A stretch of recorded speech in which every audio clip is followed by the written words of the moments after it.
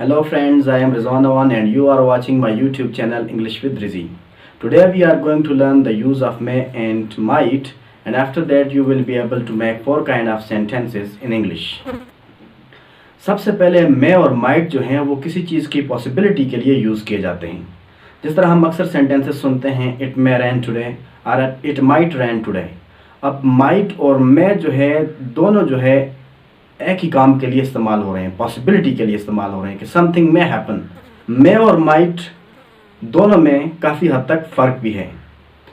It may rain today, आज बारिश हो सकती है. इट माइट रेन टुडे, अगर इसको तर्जुमा करें, आज बारिश हो सकती है. लेकिन माइट जो है वो कम स्ट्रॉन्ग है एज़ कम्पेयर टू मे. मे में किसी चीज़ के हैपन होने के 80% चांसेस हैं, जबकि माइट में जो है वो 20% चांसेस हैं.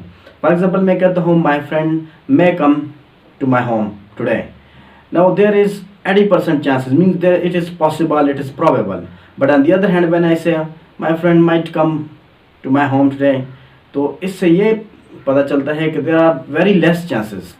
तो possibility के लिए जो फार्मूला होता है वो होता है subject, उसके बाद may or might and then first form of verb.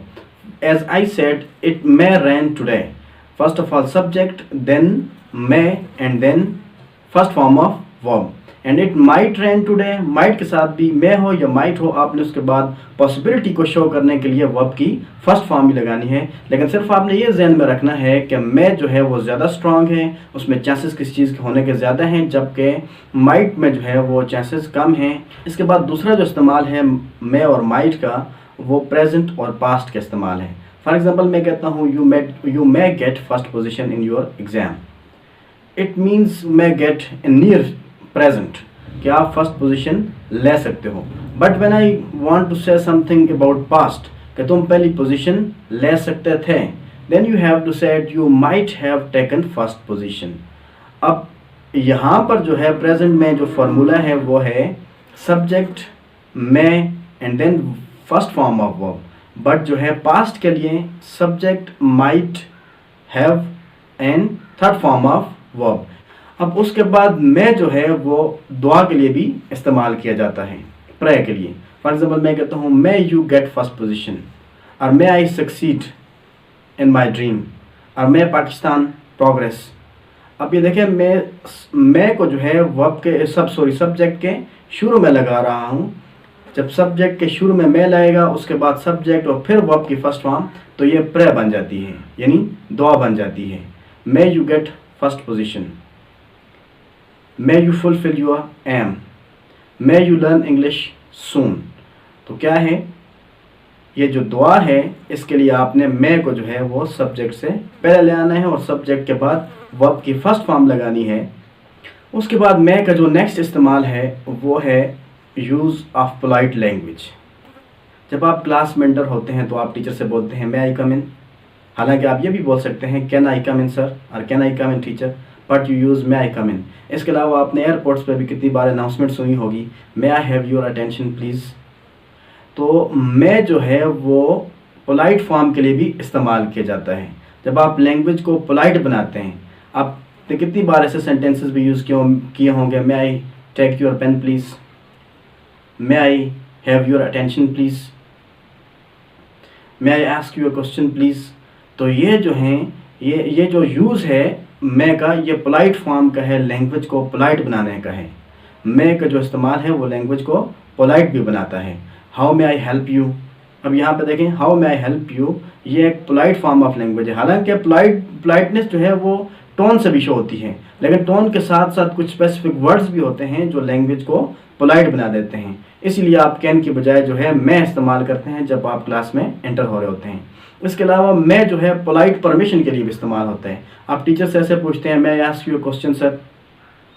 हालांकि आप ऐसे कह सकते हैं can I ask you a question sir, लेकिन आप कहते हैं may I ask you a question sir, may I take your pen please, may I text you, may I call you, may I meet you in evening. तो ये जो है permission भी है, लेकिन इजाज़त भी आप ले रहे हैं, लेकिन साथ में आप पोलाइट फॉर्म शो कर रहे हैं. तो मे जो है वो पॉसिबिलिटी के लिए भी इस्तेमाल होता है, जबकि माइट जो है उसमें पॉसिबिलिटी के चांसेस कम होते हैं.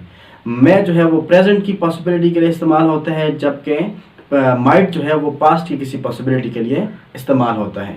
मे को भी पास्ट की पॉसिबिलिटी के लिए इस्तेमाल किया जाता है, लेकिन माइट जो है वो ज़्यादा सूटेबल लगता है पास्ट की पॉसिबिलिटी को शो करने के लिए। इसके अलावा मे जो है वो प्रे के लिए भी इस्तेमाल किया जाता है, जब आप मे को सब्जेक्ट से पहले लगाकर और सब्जेक्ट के बाद वर्ब की फर्स्ट फॉर्म लगाते हैं।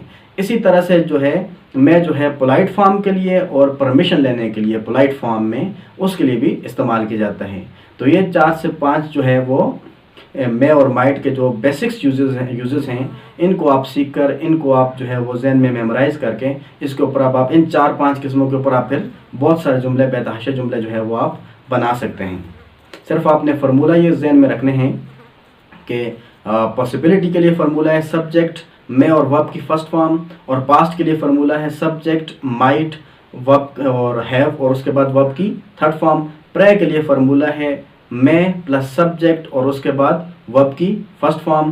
परमिशन के लिए जो है वो, या पोलाइट फॉर्म के लिए या परमिशन के लिए जो है वो मे को सब्जेक्ट से पहले आकर सब्जेक्ट के बाद फिर वर्ब की फर्स्ट फॉर्म। मे के साथ जो है मोस्टली वर्ब की फर्स्ट फॉर्म इस्तेमाल हो रही है।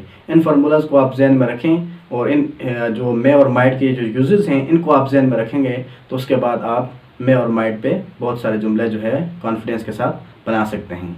आज के लिए इतना ही। मज़ीद जो है अपने आप को English reading, writing, language, vocabulary और ग्रामर में अगर आपने आपको इम्प्रूव करना चाहते हैं तो चैनल को ज़रूर सब्सक्राइब करें और बेल आइकन का बटन भी दबाएं। तब तक के लिए अल्लाह हाफ़िज़, टेक केयर, बाय।